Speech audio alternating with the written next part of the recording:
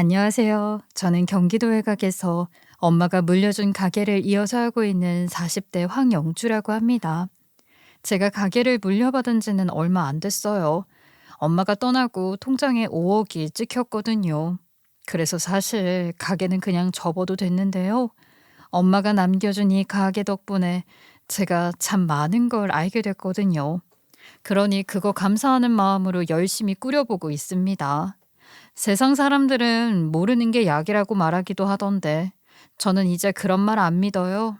왜 그렇게 됐는지 지금부터 들려드릴게요. 저는 어릴 적부터 참 조용한 애였어요. 애들처럼 소리 지르고 뛰어다니고 마트에서 장난감 사달라고 목 놓아오는 거 제 성격으로는 안 되는 일이었어요. 아니, 성격이라기보단 그렇게 굴 수 없는 집안 분위기에서 컸다고 하는 게 맞아요. 누가 먼저 다가와 주지 않으면 저는 그냥 가만히 있는 쪽이었습니다. 왜 그랬냐면 집이 늘 시끄러웠거든요. 부모님이 장사를 하셨는데 잘 된 적은 별로 없었어요. 늘 빠듯했고 늘 불만이 터져 나왔습니다. 그러니까 집안 공기 또한 살벌했죠. 아유, 저 같은 애가 뭐라도 요구를 한다? 상상도 못했습니다. 그냥 눈치 보고 시키는 대로 하고 제 존재는 공기처럼 있는 듯 없는 듯 그렇게 두는 게 저한테 불똥한 튀기 살아남는 법이었죠. 아침에 눈 뜨면 제일 먼저 하는 게 뭔지 아세요? 엄마 아빠 표정 보는 거예요. 오늘은 어떤 분위기일까? 괜히 제가 건드려서 폭발하면 어쩌지? 그거부터 따졌습니다. 엄마가 부엌에서 밥그릇을 탁 놓는 소리가 평소보다 크다? 그러면 아빠가 담배부터 꺼내무는 겁니다. 그리고 잠시 후에 거의 100% 확률로 말싸움이 시작이 됐죠. 아니, 도대체 하루 종일 가게문 열어놓고 매출이 고작 이거야? 이래가지고 우리가 무슨 수로 밥 한 끼라도 제대로 먹고 살겠냐고. 장사판이 원래 힘든 거 알지만 아유, 당신 하는 꼴 보면 성의가 있기는 한 건지 의심스러워 죽겠어. 손님이 와야 팔지. 아, 내가 무슨 도둑질이라도 해오면 속이 시원하겠어? 당신 음식 맛이 이상한 거 아니고. 또 시작이네 또. 그렇게 맨날 손 놓고 앉아서 세상 탓만 하고 내 탓만 하고 이 집 꼴이 이렇게 된 게 전부 나 때문이라고 돌려대면 마음이 편하셔? 나는 아침부터 밤까지 부엌에서 허리 휘어지게 일해도 하루 마무리할 때 남는 게 없어 남는 게. 근데 당신은 담배만 물고 앉아서는 피우는 게 한숨이 10개지. 언제까지 이렇게 살 거냐고 언제까지? 아휴, 당신 같은 여편네랑 살아줬더니 아주 그냥 머리 끝까지 기어오르지. 내가 왕년에는 말이야. 에라이, 이 말을 말자. 애 앞에서 사람 무시 좀 하지 마라. 맨날 이런 패턴이었습니다. 저는 그 옆에서 밥 먹는 척만 하고 물만 들이켰어요. 아이, 밥이 목으로 넘어가는 게 아니라 그냥 턱 밑에 걸려있는 기분이랄까. 울고 싶어도 울면 쟤는 또 왜 우냐? 안 그래도 머리 아픈데 이런 소리 들을 게 뻔했으니까 꾹 참았어요. 생일이라고 뭐가 다를 리가 있겠습니까? 케이크? 없었어요. 친구들이 오늘 영주 생일이지? 집에서 뭐해? 하면 그냥 이렇게 대답했어요. 괜히 기대했다가 없으면 더 서러운 거 아시죠? 차라리 처음부터 기대를 안 하는 게 편했거든요. 그러다 보니까 혼자 있는 게 점점 더 익숙해졌고 나중엔 혼자 있는 게 차라리 속 편하다고 느꼈어요. 그리고 중학생 때였는데요. 결국 부모님이 이혼 이야기를 꺼내셨습니다. 그날 엄마가 저를 앉혀놓고 이렇게 물으셨거든요. 영주, 아빠랑 살래? 아니면 엄마랑 살래? 아휴, 그 순간 진짜 숨이 턱 막히더라고요. 왜냐면요, 둘 다 별로였거든요. 아빠랑은 말도 거의 안 섞었지만 혹시라도 제가 아빠 버린다고 생각하면 어떡하지? 그런 생각이 순간에 막 몰려왔어요. 아빠는 팔짱 끼고 가만히 앉아 담배만 태우고 있었는데 그 눈빛이 싸늘했거든요. 그 앞에서 엄마 편 들겠다고 말하는 게 애 입장에선 얼마나 어려운 건데요. 그때 저는 한참 머뭇거리다가 겨우겨우 입을 열었습니다. 저는 엄마랑 살래요. 그 말을 내뱉고도 가슴이 철렁했어요. 아빠 눈치를 얼핏 봤는데 어라? 조금 웃고 계신 것 같은 거예요. 그래, 잘됐다. 나도 짐을 던 기분이네. 영주, 너 네 엄마랑 살아라. 성인 될 때까지 참아보려고 했는데 도저히 안 되겠어. 나는 손 떼련다. 그 말 지금도 귀에 맴도는 것 같아요. 근데 진짜 충격적이었던 건요. 아빠가 절 짐덩이 취급했다는 그 사실보다 아빠가 떠난 그날 어떤 일에도 무너지지 않을 것 같던 엄마가 처음 바닥에 주저앉아 우셨다는 겁니다. 제가 태어나서 처음 본 눈물이었거든요. 아무리 힘들어도, 아무리 장사가 안 돼도, 아무리 아빠랑 싸워도 절대로 울지 않던 분이었는데 그날만큼은 무너져서 목 놓아 우시더라고요. 전 옆에서 아무 말도 못하고 서 있었어요. 그때부터 엄마랑 저 둘이 살게 됐습니다. 저는 괜히 책임감 같은 걸 짊어졌어요. 내가 바르게 커야 엄마가 안심하시겠다. 내가 무너지면 엄마도 무너진다. 이런 생각이 박혀버렸습니다. 그래서 친구들이랑 어울려 노는 것도 줄이고요. 공부에만 매달리기 시작했어요. 학교에서도 티가 났죠. 야, 황현주, 너는 왜 맨날 책만 보냐? 같이 PC방 가자니까. PC방? 괜찮아. 게임도 안 하고. 그런 데 가면 엄마가 걱정하셔서 안 갈 거야.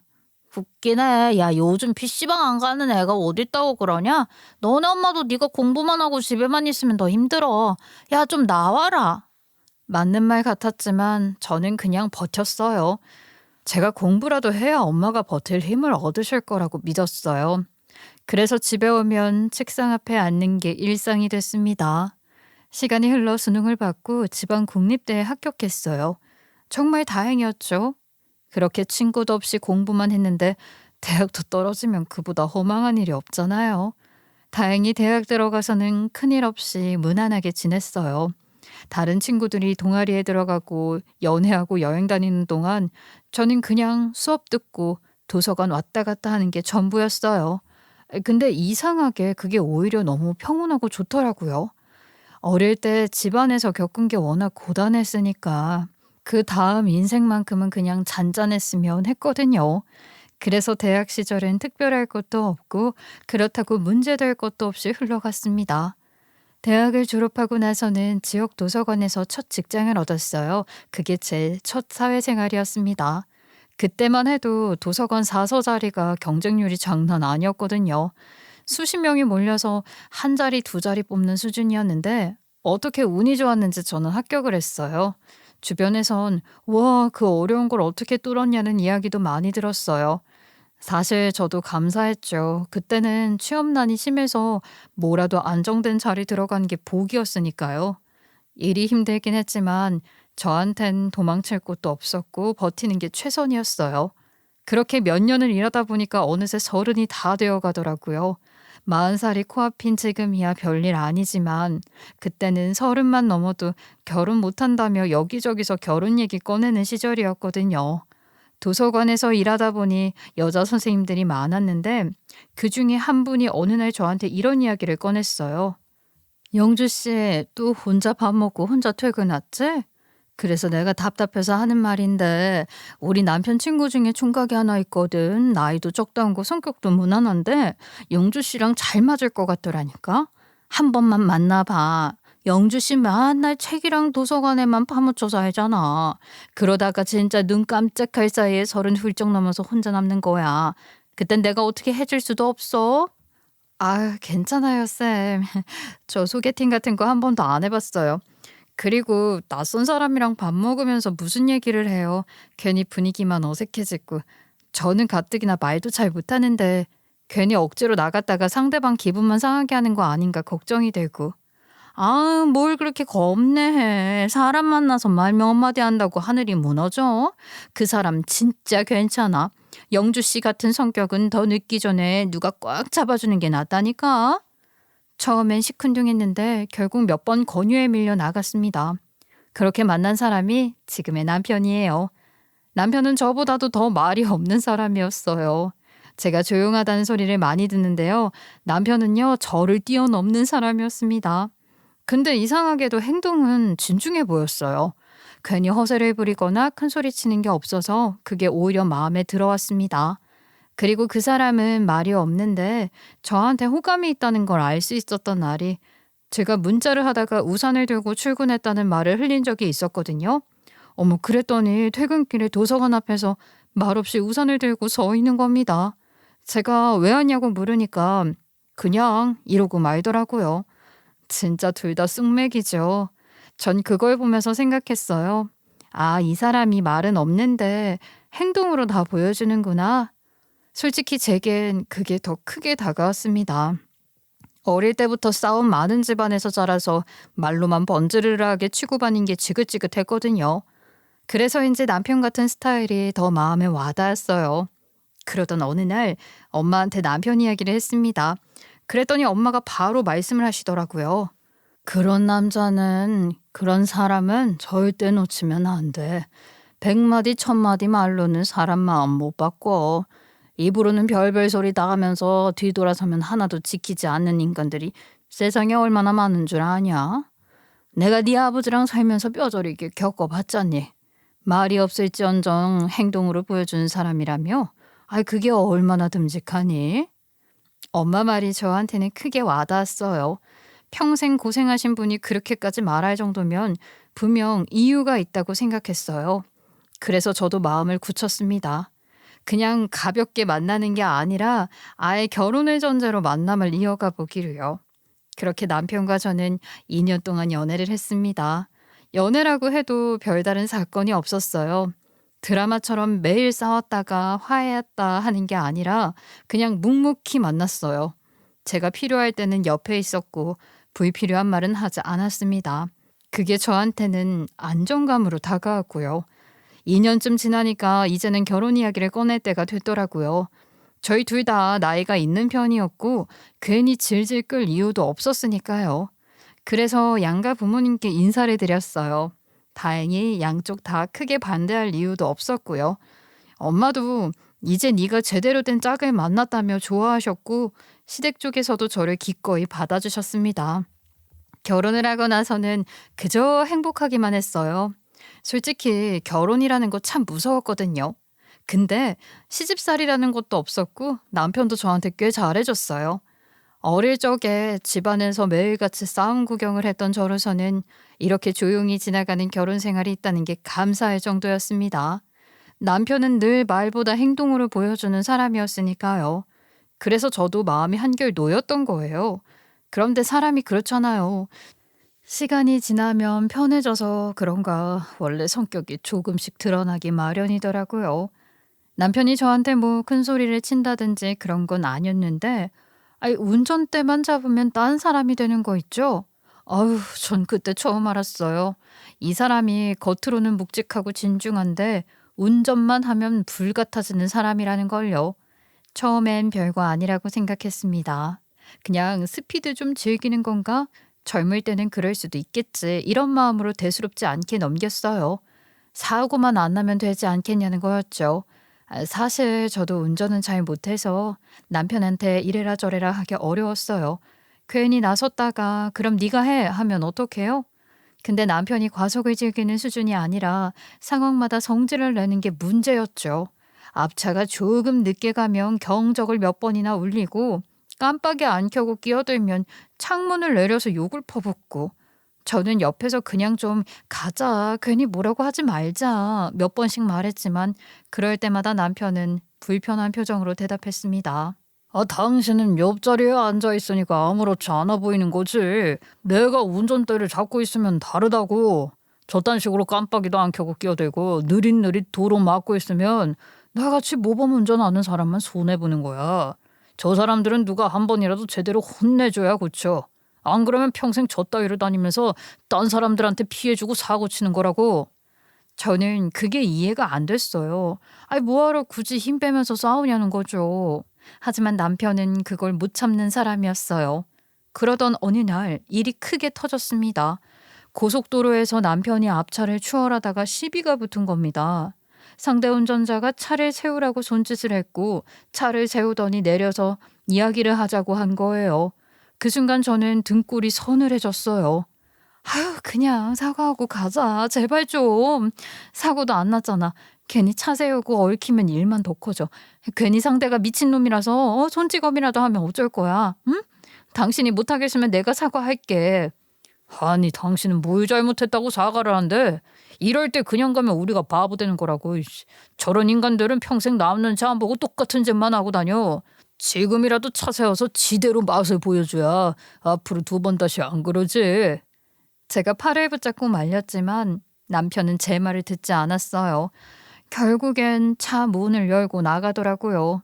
두 사람이 고래고래 소리를 지르며 싸우기 시작했고 말리려는 저까지 난처한 상황이 되어버렸습니다.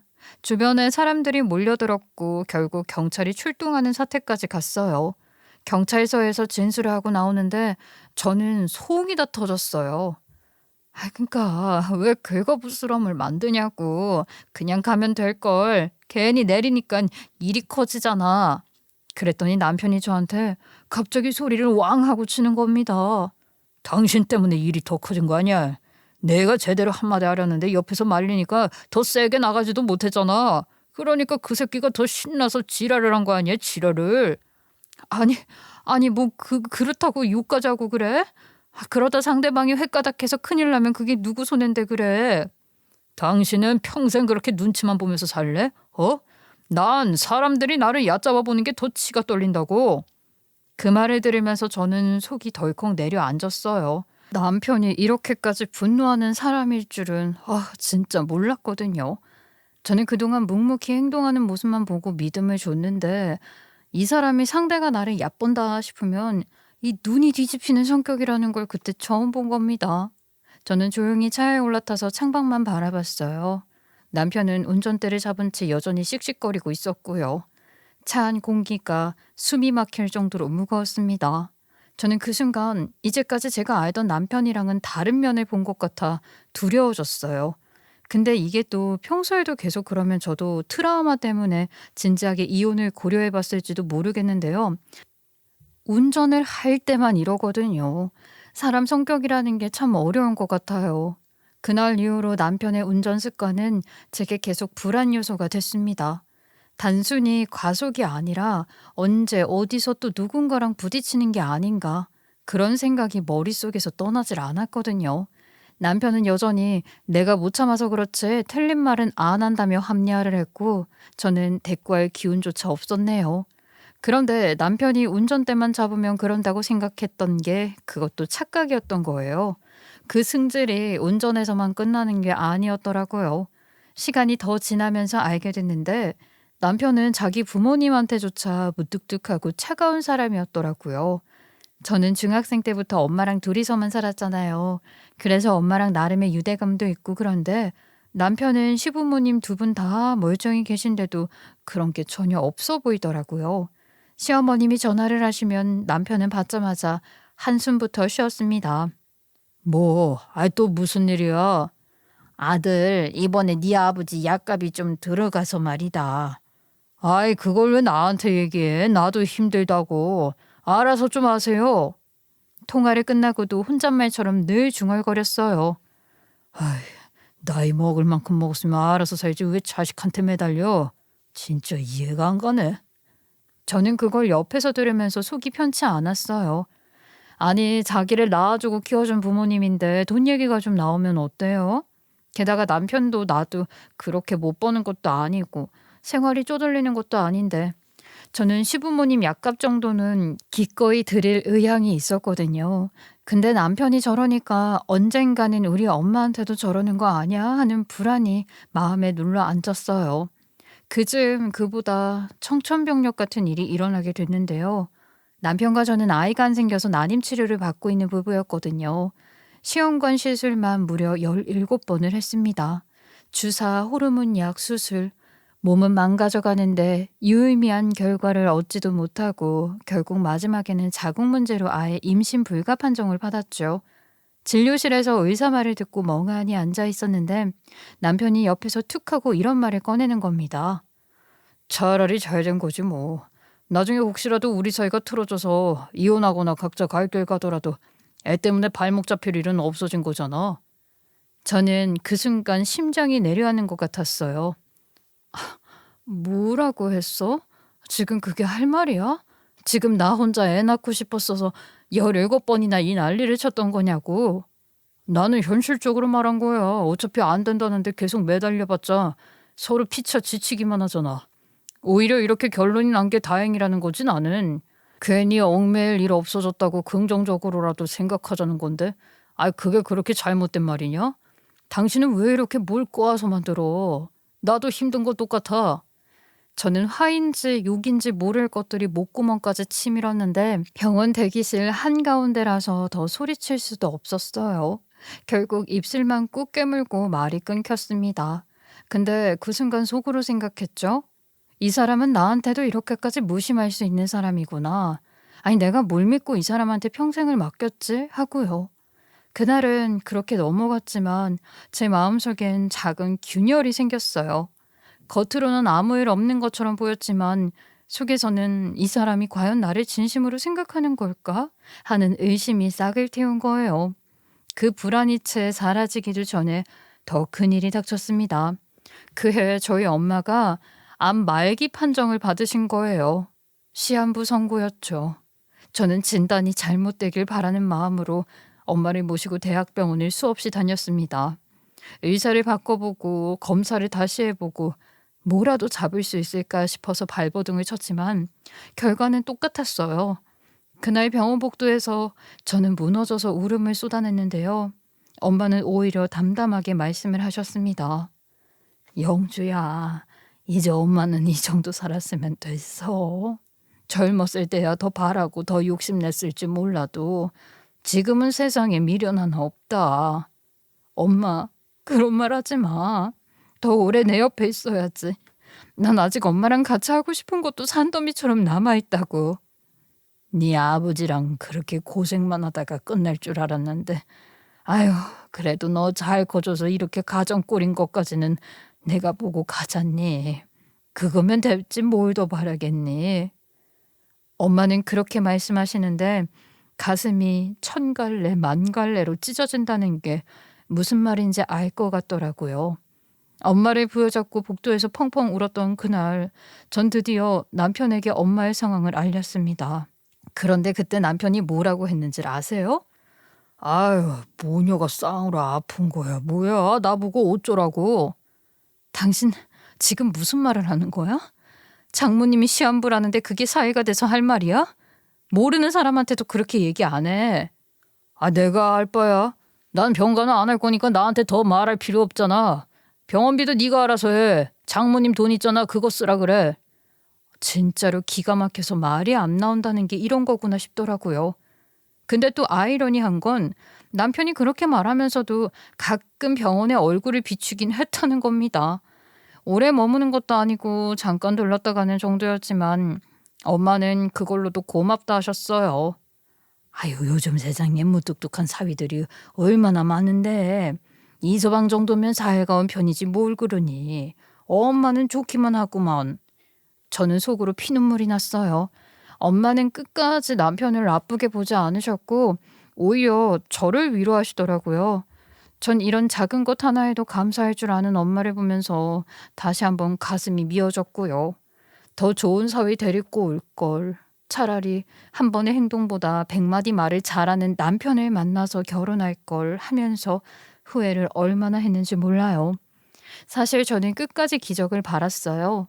의사가 길어야 6개월이라고 했을 때도 인터넷 찾아보고 주변에 물어보면 꼭 있잖아요.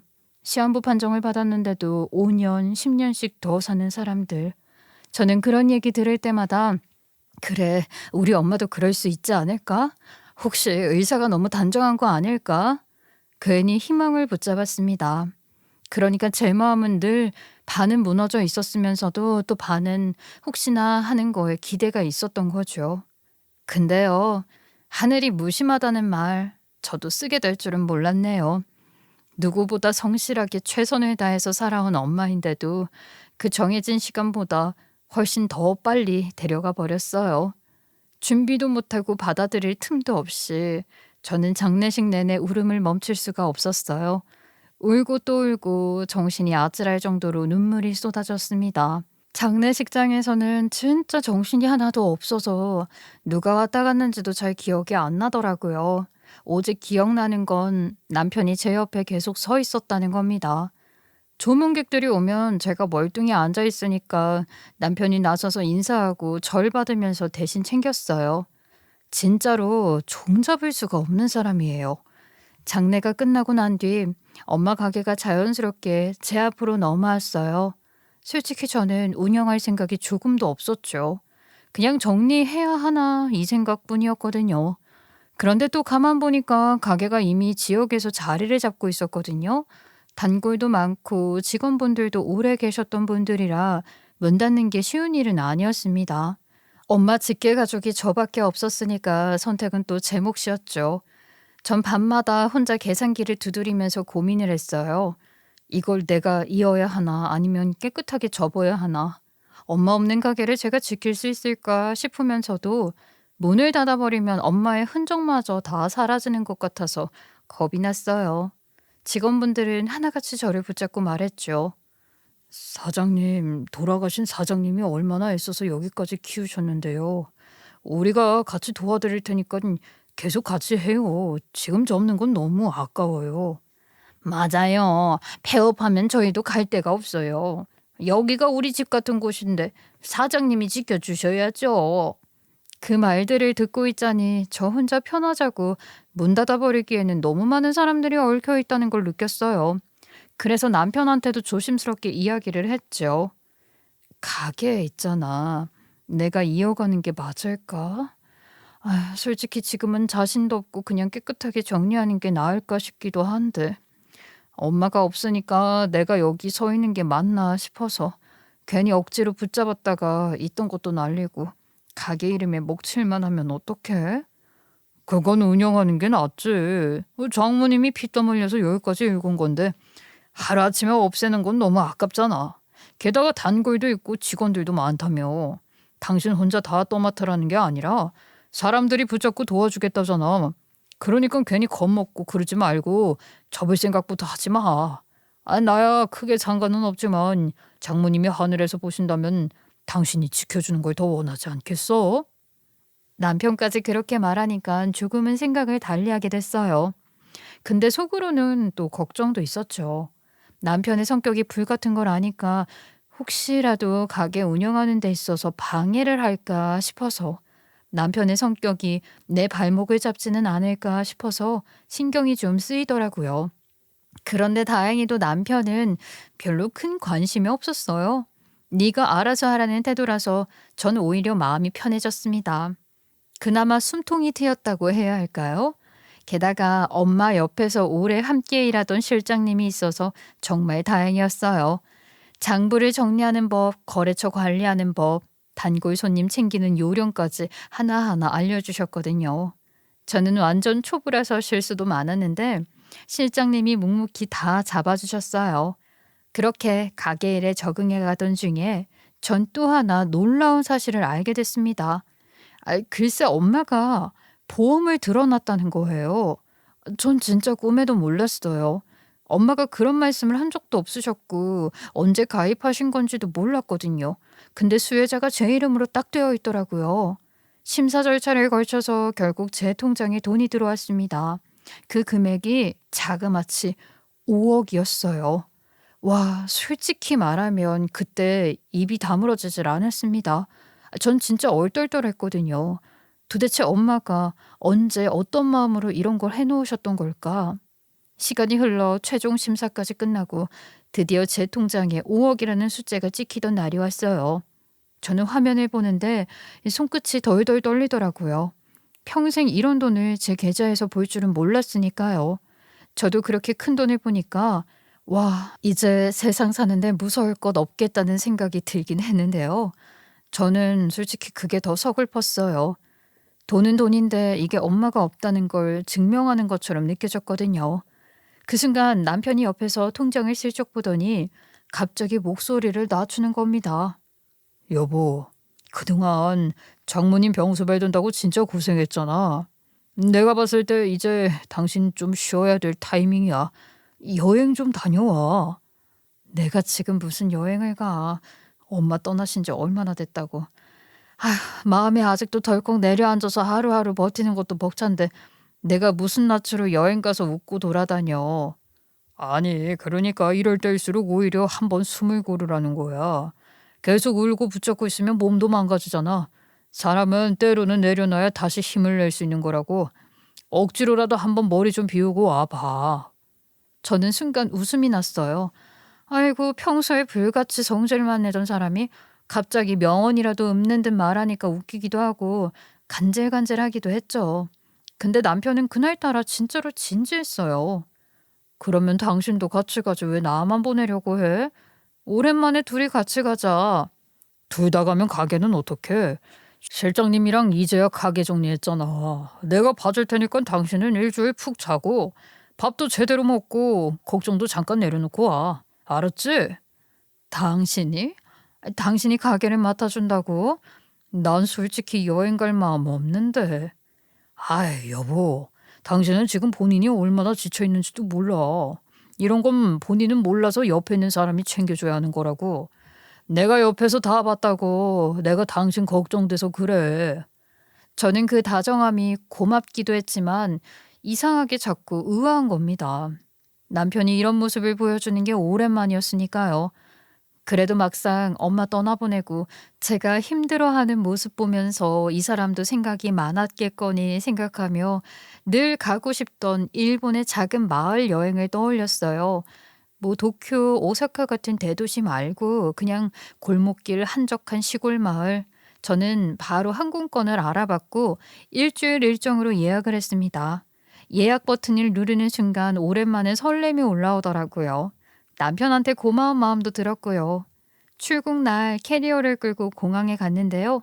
탑승 수속을 밟고 있는데 갑자기 휴대폰이 요란하게 울리는 겁니다. 발신자는 가게 직원 이름이었고요. 그 이름을 보니까 불길한 예감이 바로 드는 겁니다. 평소에 급한 일 아니면 절대 전화를 안 하는데 아니나 다를까 전화를 받자마자 다급한 목소리가 쏟아져 내렸어요. 사장님, 큰일 났어요. 지금 여행 가실 때가 아니에요. 바로 오셔야 돼요. 네? 뭐가 큰일인데요? 뭐 불이라도 난 거예요? 무슨 일이에요? 바깥 사장님이 설명할 시간이 없어요. 아무튼 빨리 와주세요. 그 말만 남기고 뚝 전화를 끊어버리대요. 그러니 제 머릿속이 그냥 폭주기관차처럼 달리는 거 있죠. 이것도 남편이 승질 부려서 누구랑 싸운 거 아니야? 거래처랑 한판 크게 붙은 거 아니야? 아니면 설마 가게 돈에 손댄 거야? 보험금 들어온 거 알더니 사고 친 거 아니야? 별별 상상들이 다 스쳐 지나갔죠. 저는 캐리어를 부여잡고 그대로 공항을 뛰쳐나왔습니다. 택시를 타러 달리는데 다리가 후들거려서 넘어질 뻔했다니까요. 공항 도로를 빠져나가는 내내 심장이 쿵쾅쿵쾅 거렸어요. 머릿속에서는 이놈이 괜히 나보고 여행 가라고 떠민 게 아니구나. 무슨 일을 저질렀구나 싶어서 분노가 끓어올랐죠. 쏜살같이 가게 앞에 도착했을 때 가게 앞에 사람들이 웅성거리고 있더라고요. 저는 숨이 턱 막혔습니다. 차에서 내리자마자 안으로 뛰어들어갔는데요. 그 순간 제 눈에 들어온 장면은 제가 상상했던 것과 완전히 달랐거든요. 남편이 바닥에 쓰러져 있었고 직원들이 달라붙어 심폐소생술을 하고 있는 겁니다. 저는 그냥 얼어붙어서 입을 틀어막고 한 발짝도 못 움직였어요. 머릿속은 하얗고 눈앞에서 직원들이 심폐소생술을 하는데도 전 이 손 하나 까딱할 수가 없더라고요. 그러는 사이 구급대가 도착을 했어요. 남편은 들것에 실려 나갔고 그제야 저는 퍼뜩 정신이 났습니다. 아내라는 걸 밝히고 따라가야 한다는 생각이 들었거든요. 구급대원들이 허둥대며 말했어요. 제가 이 사람 아내예요. 같이 타야 해요. 아내분이세요? 얼른 타세요. 환자분께서 원래 지병 같은 거 있으셨어요? 아니요. 저는 그런 거 없는 걸로 아는데 평소에는 멀쩡했어요. 운동도 하고 술, 담배도 크게 안 했는데 왜 이러는 거예요? 어떡해. 빨리 가주세요. 빨리요. 구급차 안 사이렌 소리가 울리고 산소 마스크가 씌워진 남편은 눈을 감고 있었어요. 기계음만이 규칙적으로 울려 퍼지고 저는 그 옆에서 손을 잡았는데 손이 너무나도 차갑더라고요. 그 차가움이 제 손끝으로 전해지는 순간 온몸이 덜덜 떨렸습니다. 엄마를 떠나보낸 지 얼마나 됐다고 또 남편까지 이렇게 잃을 수는 없다는 생각이 머리를 짓눌렀거든요. 제발 그냥 순식간으로 쓰러진 거면 된다. 다시 눈만 떠주면 된다. 속으로만 수십 번을 빌었습니다. 하지만 제 그런 바람을 비웃기라도 하듯 검사 결과가 나왔을 때 의사 입에서 나온 말은 충격 그 자체였어요. 남편이 심장 희귀 질환을 앓고 있다는 겁니다. 그것도 지금 막 발견이 된 게 아니라 이미 오래전부터 진단을 받았고 꾸준히 약을 복용해 왔다는 거예요. 네? 무슨 말씀이세요? 저희 남편 오늘 처음 쓰러진 건데요. 원래 건강한 사람이에요, 이.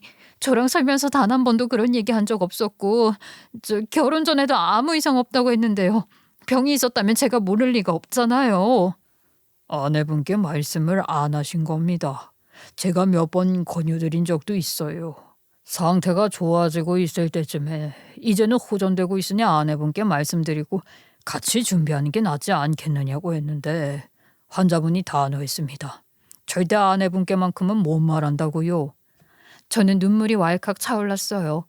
그게 무슨 소리냐는 말이 목구멍까지 올라왔는데 의사가 말을 이어가더라고요. 환자분 말씀으로는 장모님도 많이 편찮으신 상태라서 그런 상황에서 자기 병까지 알면 아내분 속이 다 무너질 거라고 하시더라고요. 그래서 끝까지 혼자 버티시겠다고 하셨습니다. 더 기가 막힌 건 남편의 상태가 근 몇 개월간 갑자기 안 좋아졌고 새로 약을 먹기 시작했는데 그 약의 드문 부작용이 이 분노 조절 같은 기분 변화라는 거였어요. 아휴, 그 얘기를 듣는데 지난날 남편이 저한테 소리 지르고 이유도 없이 욱하고 운전대만 잡으면 싸움이 붙던 모습이 파노라마처럼 쫙 지나가는 거 있죠. 저는 그걸 전부 성격이 더럽고 본성이 그렇다고만 믿었는데 사실은 그 약의 부작용 때문이었다는 거예요. 그 얘기를 듣는 순간 제 머릿속에 지난 장면들이 폭주하듯 지나갔습니다. 순간 그동안 쌓였던 원망이 한순간에 무너져 내리는 느낌이었어요. 미안함이 쏟아져 들었고 동시에 허망하기도 했습니다. 저는 그저 중얼거릴 뿐이었어요. 눈물이 뚝뚝 흘러져 내렸는데 그런데도 속은 복잡한 겁니다. 배신감과 미안함이 동시에 밀려왔거든요. 왜 믿어주지 않았는가 하는 원망도 있었지만 또 한편으로는 알 것도 같았어요. 엄마가 시한부 판정을 받고 흔들리던 시기에 남편까지 병을 고백했으면 전 정말로 감당하지 못했을 것 같거든요. 그게 남편의 계산이었겠죠. 의사 선생님은 남편의 심장이 언제 멈춰도 이상하지 않을 정도라고 했습니다. 약을 조금이라도 세게 쓰고 싶어도 몸이 그걸 버텨낼지 장담하기 어렵다고도 했습니다.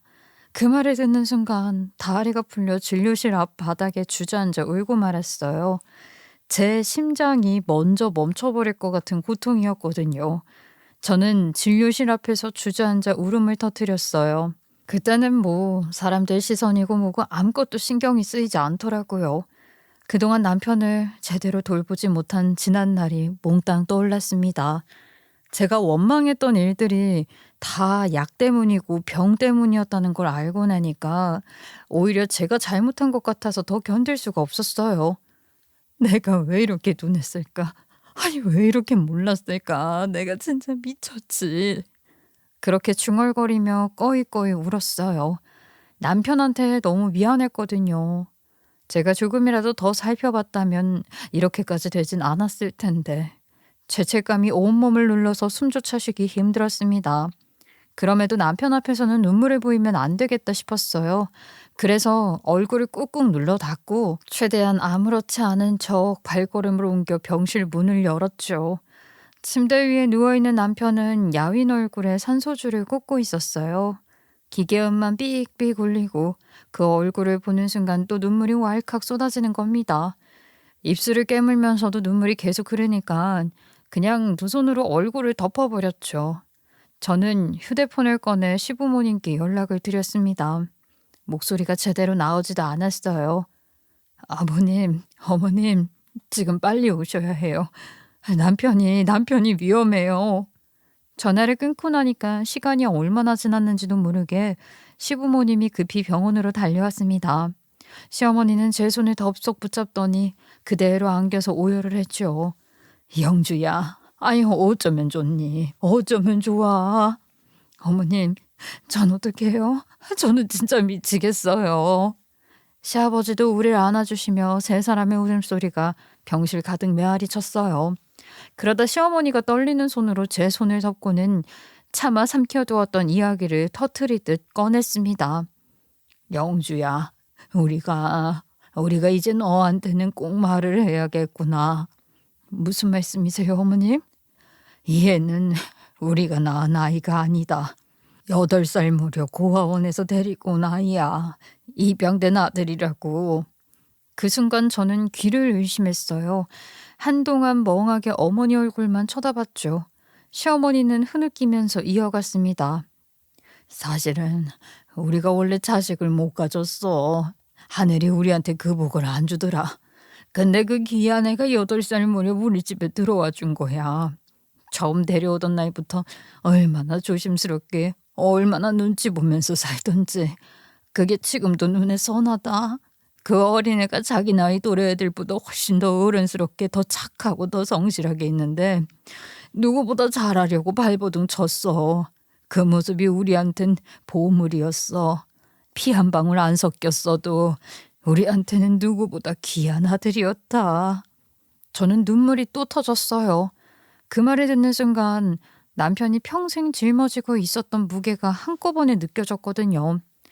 친아들이 아니었다는 사실, 그럼에도 부모한테 더 잘하려고 몸부림쳤던 모습, 거기에 병까지 숨어 있었으니 그 마음이 얼마나 무거웠을까 싶었어요. 시어머니는 제 어깨를 토닥이며 말씀하셨습니다. 평생 자기 자리가 불안하다고 느꼈을 거야.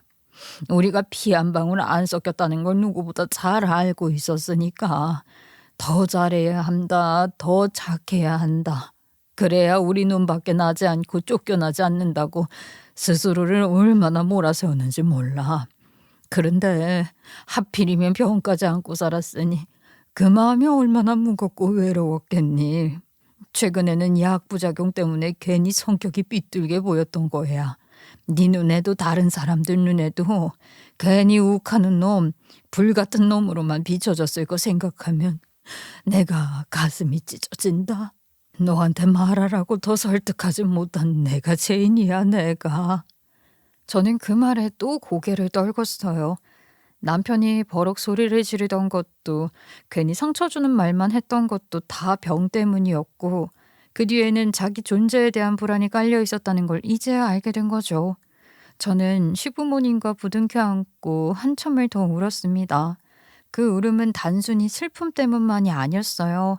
미안함, 후회, 남편을 더 몰라줬던 제 자신에 대한 자책이 한꺼번에 밀려왔습니다. 그리고 그 순간 전 결심했죠. 이제라도 제가 남편 곁에 붙어서 끝까지 지켜야겠다고. 이 사람을 놓치지 않겠다고. 병 때문에 흔들려온 지난 시간들은 제가 다 잊어주고 이제부터는 제가 버텨야 한다고. 저는 산소줄에 의지한 채 누워있는 남편의 얼굴을 바라보며 속으로 다짐했어요. 여보, 이제라도 내가 곁에서 같이 안고 갈게. 내 손에서 놓치지 않을 거야. 당신 아무리 힘들어도 끝까지 내가 옆에서 버텨줄 거야. 그니까 제발 나한테 기회 좀 줘. 눈물이 계속 쏟아졌지만 그 다짐만큼은 흔들리지 않았어요. 시부모님이 집으로 돌아가신 건 새벽 무렵이었어요. 그날따라 병실은 유난히 조용했고 기계음만 규칙적으로 울리더라고요. 저는 남편 옆에 붙어 앉아 손을 꼭 붙잡고 있었는데 놀랍게도 남편의 손가락이 아주 약하게 움찔하는 게 느껴졌습니다. 순간 심장이 철렁 내려앉았어요. 그리고 천천히, 아주 천천히 눈꺼풀이 떠지더군요. 여보, 당신 지금 눈 뜬 거야? 나 들려? 여보, 나 보여? 보이지. 당신 목소리도 들려. 그 한마디에 저는 눈물이 터졌어요. 반가운 반, 안도 반. 그 순간만큼은 세상이 멈춘 것 같았어요. 그날 밤 남편과 저는 정말 많은 얘기를 나눴습니다. 사실 저는 남편의 상태로 봤을 때 솔직히 오래 못 살 거라는 걸 알고 있었어요. 왜냐하면 의사 선생님도 그랬거든요. 환자분 상태는 가망이 거의 없습니다. 오래 버티기 어려울 겁니다. 그 말을 이미 들은 상황이었으니 남편도 제 마음도 서로 다 알고 있었던 거예요. 그런데도 저는 고개를 저으며 말했죠. 여보, 나 이제 오래 못 간다는 거 당신도 아시잖아. 장 박사님도 이미 다 얘기했을 거고 나도 몸이 스스로 알겠어. 그런 소리 하지 마. 우리 아직 포기한 거 아니야. 나도 당신도. 우리 둘 다 아직 버틸 힘 있어. 그러니까 희망 놓지 마. 당신 참 끝까지 희망 붙들고 있네. 그래서 내가 미안하면서도 고맙다. 알았어. 나도 버텨볼게. 하루라도 더 당신 옆에 있고 싶으니까 대신 약속 하나만 해줘. 뭔데? 약속? 그래, 말해봐. 마지막까지 내 옆에 있어줘. 근데 웃으면서, 끝까지 웃으면서 있어줘. 그게 내가 바라는 유일한 부탁이야. 그 말에 저는 목이 메었지만 애써 고개를 끄덕였어요. 좋아, 약속할게. 근데 당신도 약속해. 중간에 포기 안 한다고. 나 두고 가려고 하지 말라고. 우리는 그렇게 서로의 새끼손가락을 걸고 바보 같은 약속을 했습니다. 기적을 바라면서요. 놀랍게도 남편은 그날 이후 정말 기적처럼 버텨냈어요. 처음엔 하루 이틀인 줄 알았는데 한 달, 두 달, 결국 6개월을 버텨냈어요. 약이 이렇게까지 드는 경우는 드뭅니다. 정말 기적이라고밖에 설명이 안 됩니다. 그 얘기를 들을 때마다 저는 가슴 한쪽에 작은 불씨 같은 희망이 피어올랐어요. 엄마한테는 오지 않았던 기적이 혹시 내 남편에게는 오는 게 아닐까 싶어서요. 하지만 아무리 기적이라 해도 남편은 결국 1년을 채우지 못하고 세상을 떠났습니다. 그 순간이 올이라는 걸 알면서도 막상 닥치니까 심장이 갈기갈기 찢어지는 것 같았죠. 그럼에도 저는 남편과 했던 마지막 그 약속을 지키고 싶어서 이를 악물었어요. 남편이 떠날 때 눈물로 보내지 말아달라는 그 부탁이 떠올라 눈물이 목까지 차올라도 꿀꺽 삼켰어요. 숨이 막혀도 억지로 미소를 지었습니다. 남편이 떠나던 그날 어쩔 수 없이 눈물이 흘렀는데요. 그래도 입은 꼭 웃고 있으려고 했어요. 입술에 몇십 번이나 경련이 일어났지만요. 남편의 손끝이 차갑게 식어가는데 차마 손을 놓지 못하겠더라고요. 그렇게 남편을 떠나보내고 집으로 돌아온 첫날, 저는 멍하니 거실 한가운데만 서 있었습니다. 병원에서 돌아올 때는 정신이 없어서 그냥 몸만 이끌려 왔는데 막상 집안에 혼자 들어오니까 공기가 휑하더군요. 세상에 저 혼자 남은 것 같은 기분이 확 덮쳐왔어요. 그동안은 남편의 기척이 있었고 작은 소리 하나에도 누군가 옆에 있다는 걸 느낄 수 있었는데 지금은 숨소리조차 저 혼자뿐이더군요. 세상에 저 혼자 남겨진 것 같은 기분이 와락 밀려왔어요. 저는 결국 며칠 동안 밥도 제대로 못 먹고 방 안만 서성이다가 마음을 다잡고 유품 정리를 시작했어요. 그날 서랍을 열었을 때 거기서 제 눈에 들어온 건 편지 한 통과 통장 하나였습니다. 순간 손이 덜덜 떨리더라고요. 봉투를 뜯자 남편의 글씨가 눈에 들어왔는데요. 미끌배들한 글씨로 써내려간 편지에는 저를 향한 사랑과 미안함, 그리고 언젠간 찾아올 이별에 대한 걱정이 빼곡하게 담겨 있었어요. 여보, 내가 이 세상을 먼저 떠나면 그때 제일 걱정되는 게 당신 혼자 남을 거라는 거야. 내가 곁에 없을 때 당신이 얼마나 외롭고 얼마나 힘들까. 그 생각만 하면 가슴이 미어져. 나는 당신 옆에서 뭐 대단한 걸 해주지도 못했고 늘 부족했지. 그래서 늘 미안해. 하지만 그거 하나만은 알아줬으면 좋겠어. 내가 당신을 사랑한 마음은 그 어떤 말로도 다 표현 못한다는 거. 마지막엔 좀 삐끗했지만 난 끝까지 당신 편이 되고 싶었어. 그 구절을 읽는 순간 저는 그 자리에서 바닥에 털썩 주저앉아 편지를 부여잡고 오열을 했습니다. 그동안 참고 눌러왔던 눈물이 한꺼번에 터져나왔거든요. 통장을 열어보니 남편이 묵묵히 모아둔 돈이 들어있었는데요. 액수는 많지도 적지도 않았지만 저한테 한 푼이라도 더 남겨주고 싶어서 준비한 거라는 생각에 가슴이 쿵 내려앉았어요. 전 통장을 붙들고 목 놓아 울면서 속으로만 중얼거렸죠. 이런 사람을 두고 내가 무슨 의심을 했던 거야. 난 왜 끝까지 믿지 못했을까. 내가 바보야. 내가 등신이지. 여보, 미안해. 편지를 읽고 통장을 바라보니 남편의 마음은 더더욱 가늠하기 어려웠어요. 이미 저에게는 엄마가 남겨준 큰 재산이 있었는데도 또 한 푼이라도 더 보태고 싶어 했던 남편의 속마음은 어디서 비롯된 걸까요? 제가 가늠할 수 없는 거대한 마음이었어요. 저는 얼굴을 들지도 못하고 또 한참을 울었습니다. 해겨나 눈물로 잉크가 지웠을까 편지를 양손에 높이 든 채로요. 그 울음은 단순한 슬픔이 아니라 미안함과 후회 그리고 남편에게 더 잘해주지 못했다는 허망함이 섞인 채로요. 그때 깨달았어요. 제 곁에는 엄마도 남편도 이제 없지만 저는 그 두 사람한테 정말 갚지 못할 만큼 큰 사랑을 받았다는 사실을요. 엄마는 제게 전부를 쏟아주고 떠나셨고 남편 역시 자기 삶의 마지막까지 저를 걱정하고 사랑만 남기고 갔으니까요. 그렇게 마음속으로 다짐했습니다. 더 이상 무너져서 주저앉는 게 아니라 두 사람이 주고 간 사랑을 힘으로 삼아 살아야겠다고요. 시부모님과의 인연도 끊을 수가 없었어요. 시어머니는 몇 번이고 저를 붙잡고 말하셨거든요. 얘 영주야, 너 아직 젊은데 왜 혼자 살아? 새로 가정을 꾸려야지. 그래야 우리도 마음이 놓이지. 아이, 어머님, 전 괜찮아요. 다시 시집갈 생각 없어요. 그냥 이렇게 어머님, 아버님 곁에 있으면 돼요. 전 그게 더 좋아요. 우리가 너한테 짐이 될까 그게 늘 걱정이지. 네가 앞길 막는 건 아닌가 싶어서 마음이 무겁다. 아유, 짐은 무슨 짐이에요. 전 이제 어머님, 아버님밖에 남은 가족이 없는걸요. 오히려 제가 더 의지하고 싶어요. 그렇게 말하면 시어머니는 또 울먹이시고 시아버지는 한숨을 쉬셨습니다. 하지만 그게 저의 진심이었답니다. 저는 새 인연을 만들 생각은 조금도 없었고 그저 남편을 같이 추억하기 위해 시부모님과 함께 지내며 제 삶을 이어가고 싶었어요. 남편이 떠난 뒤에도 저는 시부모님을 두 번째 부모처럼 여기며 지냈는데요. 지금도 시부모님은 제 가게에 자주 찾아오세요. 시아버지는 장부를 대신 봐주시기도 하고 시어머니는 직원들에게 간식거리를 챙겨다 주시기도 하세요. 저는 그 모습에서 또다시 가족의 의미를 느낍니다.